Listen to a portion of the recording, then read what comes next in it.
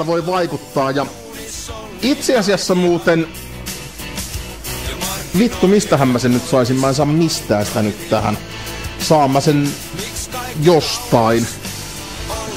Tuolta koneelta. Mä itse asiassa kävin muuten Lahden Lyseolla tossa. Mä olin noin 7:55 Lahden Lyseolla, jossa oli äänestyspiste ja kävin siellä vähän kyselemässä. Mä en ole varma, onko se video tässä nyt jotenkin saatavilla katsottavaksi, mutta ainahan me voidaan toivoa. Voidaan mennä muuten myöskin vuoteen 1974. Nimittäin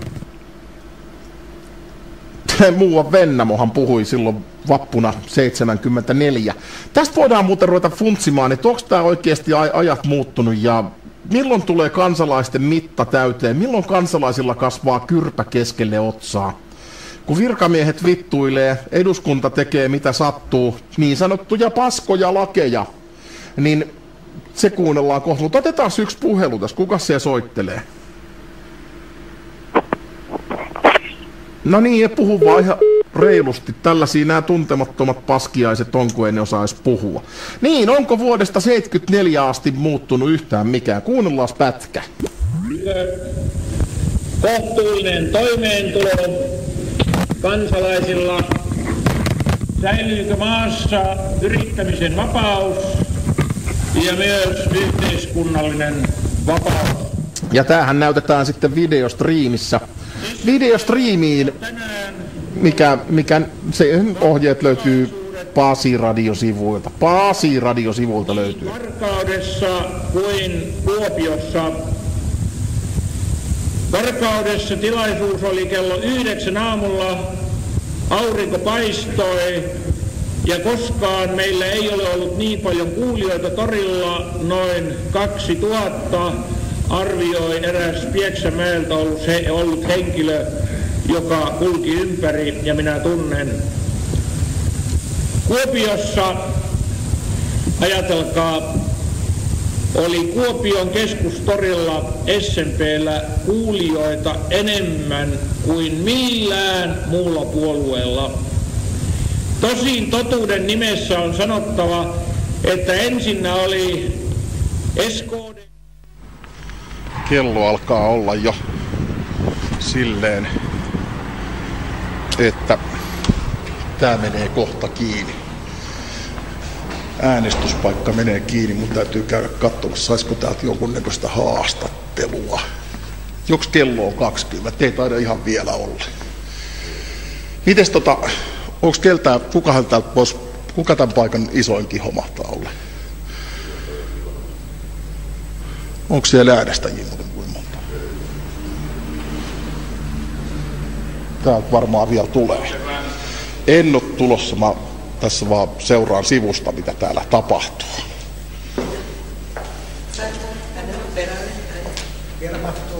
Anteeksi, ootte sitten vaalivirkailijoita? Joo, viherhommasi päivää. Mua hirveästi kiinnostaisi tietää semmoinen. Mä kävin itse äänestämässä jo ennakkoon, mutta nyt kun ihmiset tulee tänne äänestämään, niin siitä jätetään se lipuke. Niin mihin se menee se sammio? Se sammio avataan, meillä on 2 avaimet ja ne avataan, kun tämä ovet menee kiinni. 2 avaimet? Kyllä joo. Siis sulla on 1 avain. Varapuheenjohtajan toinen. Eli sä et saa sitä auki, vaikka sulla on 1 avain. Sä tarvitset sen toisen avaimen siihen. Okei, lasketaanko ne äänet sitten täällä 3. alueen äänestyspaikassa? Ilmeisesti 2 kertaa. Joo, lasketaan ja sitten viedään paketissa ja sitten lähtee keskusvaalilautakunta, joka vielä laskee ne. Mutta te laskette täällä joka tapauksessa ne äänet talteen. Menee ne jossain tietokoneen välityksellä nyt kuitenkin, vai miten se menee? Mutta sitten varmistetaan vielä kuitenkin jälkikäteen, että se täsmää. Mites mä oon kuullut, että näitä vaalilappuja, mitkä täällä nyt jää, niin ne säilytetään 4 vuotta jossain arkistojen aarteessa. Mutta ennakkoääniä ei kuulemma säilytetä. Mistä se johtuu? Kukahan siihen osaisi kertoa? No varmaan keskusvaalilautakunta. Mun varmaan tarvii ottaa sinne jossain kohtaa yhteyksiä. Vielä olisi 2 minuuttia tehokasta aikaa. Osaatko kertoa, minkälainen on äänestysvilkkaus ollut nyt tässä pisteessä? Suuri ollut. Meillä on 2 000 äänestäjää. Meillä olisi ollut 2 000 niin paikka tässä, mutta 2 000 äänestäjää ja koko aamupäivän oli jono. Joo, Ensiäänestäjiä on ollut hyvin runsaasti. Siinä mahtuu mennä viimeisin äänestäjä, ellei nyt ihan... Minuuttia vai joka on oikeasti. Hän on ATK-päällikkö täällä. Saanko mä tulla sieltäkin kyselemään muutaman kysymyksen? Eli no mä oon tapani mukaan aika vaikeita kysymyksiä. Eli siis nyt, miten tämä tietokonejärjestelmä, niin onko siinä mitään sellaista Käplingin mahdollisuutta? Vai kuka valvoo, että se toimii oikein? Siis... Niin viime vaaleissa kuulemma kävi semmoinen juttu, että oliko se joku köyhien puolue tai joku tämmöinen, niin meni ääni ja sitten jälkikäteen selvisi, että ne meni väärään paikkaan, ja äänet.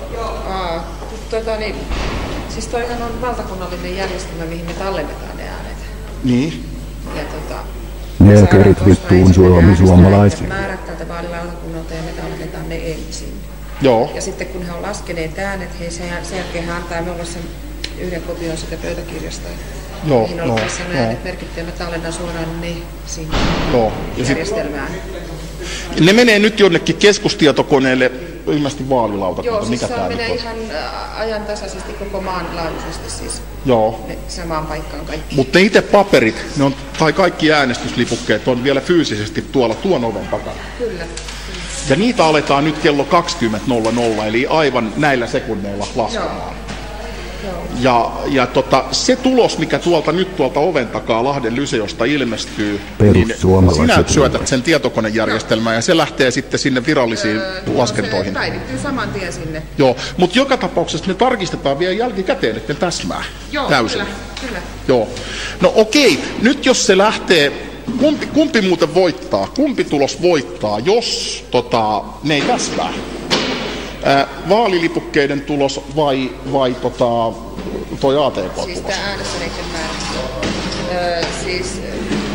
Ensin tallennetaan se tukkimiehen kirjanpidon mukainen äänestäneiden määrä ja sen jälkeen tallennetaan sitten mitä on lippuja laskettu, niin sen jälkeen.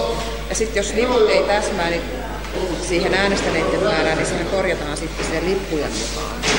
Niin, että se korjataan kumminkin sitten. Joo, aivan. Ja tossa nyt kuultiin, että tässä on 2 eri henkilöllä on tähän uurnaan avain, että yksi henkilö ei pääse pelkästään sitä avaamaan.